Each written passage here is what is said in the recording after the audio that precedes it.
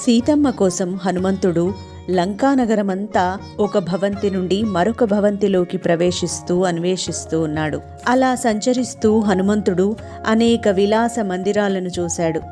రావణుని సువిశాల ప్రాసాదమంతటా సంచరిస్తూ అతడి అంతఃపురంలోకి అడుగుపెట్టడం ఎలాగా అని హనుమంతుడు ఆలోచనలో పడ్డాడు. చివరకు పుష్పకరథం భద్రపరిచి ఉన్న గదికి చేరుకున్నాడు.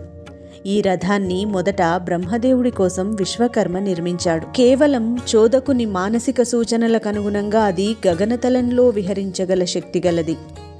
హనుమంతుడు ఆ పుష్పక రథంపైకి ఎగిరి కూర్చున్నాడు. అక్కడి నుంచి చూసిన హనుమంతుడికి ముత్యాలు, వజ్రాలు, బంగారంతో పొదగబడిన ఒక విశాలమైన తివాచీ పరచబడిన ఒక మహామంటపం కనిపించింది.